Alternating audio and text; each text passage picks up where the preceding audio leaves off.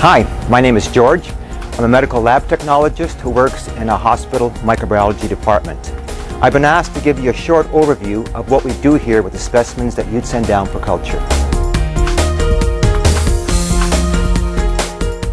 We've been described as healthcare detectives, and our mission is to detect, to isolate, to identify, and to help eradicate those organisms that are causing infections in your patients.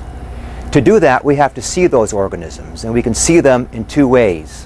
One way is microscopically, like the microscope that I have behind me, and using a 1000 power magnification. The other way is to grow those organisms. And bacteria don't grow in size, they grow in number. One bacteria divides into two, two into four, four into 16, and they grow exponentially over a period of 6 to 8 hours. And after that 6 to 8 hour period, they start to produce byproducts and they begin to die off. In order to grow bacteria, there are 4 criteria that we have to look out for or take care of. One is the nutritional requirements of bacteria. The second is the time requirement for growth. The third is the temperature requirement. And the fourth is the atmospheric requirement.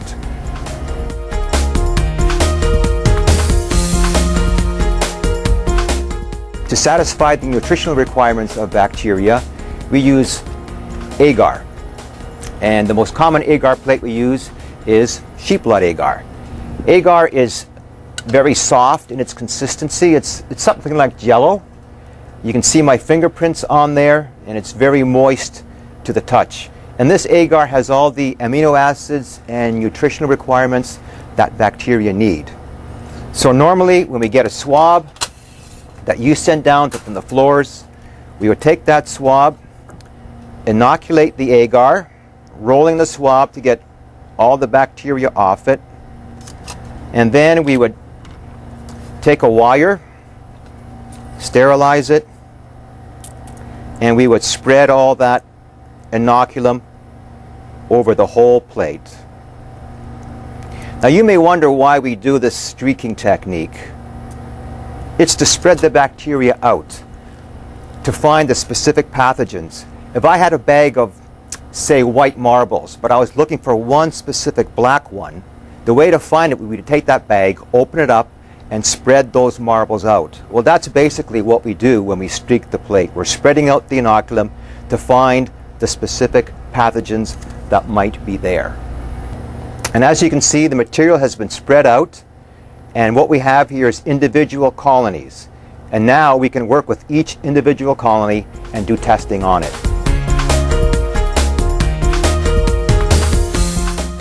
We have a whole variety of agar plates. They come in all kinds of colors: white, black, pink, orange, green, yellow, and they all serve a different purpose.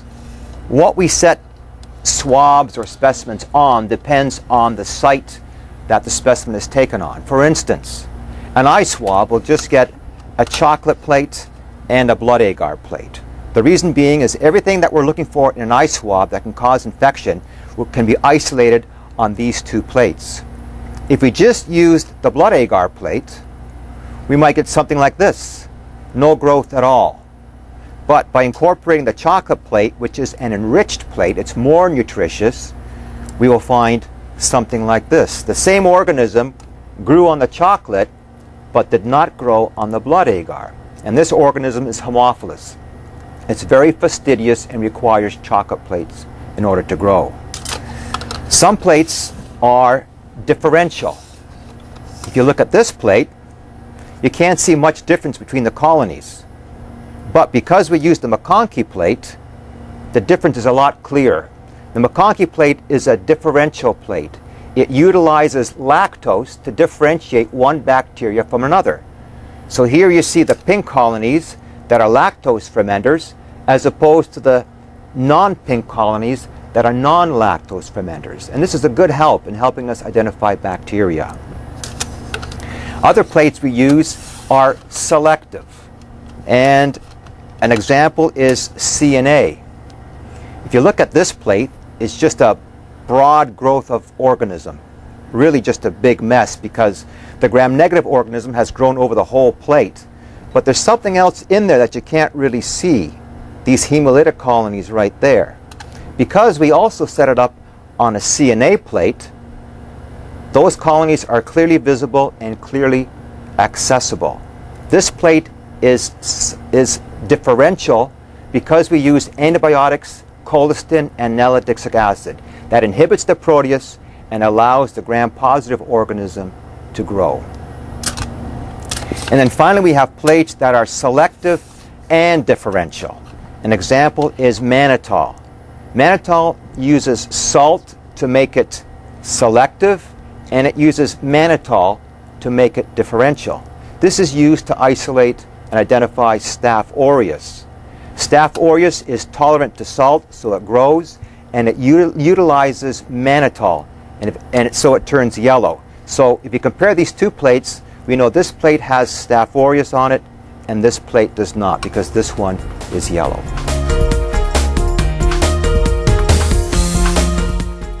The second requirement of bacteria is time. You have to give them sufficient time to grow.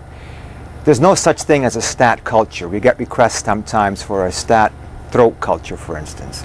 We can't make that stat. Bacteria need at least 24 hours to grow. Most bacteria grow in 24 hours. Anaerobes take 48, and some bacteria are slow growing. So we will keep most cultures up to 96 hours, up to 4 days, to ensure that that time requirement is met.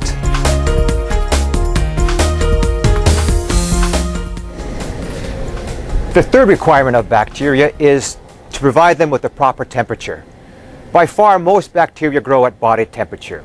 Well, that ranges between 35 and 37 degrees. This is a 37-degree incubator. We monitor the temperature with a thermometer to make sure it's always maintained at 37. And most bacteria grow at body temperature. There are a few exceptions, though. We do have a 42-degree incubator for a specific organism called Campylobacter. You've probably heard of that. It's an enteric pathogen, and it's grown at 42 degrees because, number one, Campylobacter prefers it a little bit warmer, and also 42 degrees inhibits all the normal flora that would normally be found in the stool. And we also have a 30-degree incubator, and this is used specifically for yeasts. It's a little bit cooler, and it seems some yeasts prefer 30 degrees to grow. So with this 30-degree incubator, the 42 and the 37, we can meet all the temperature requirements of any bacteria that might cause infection in your patients.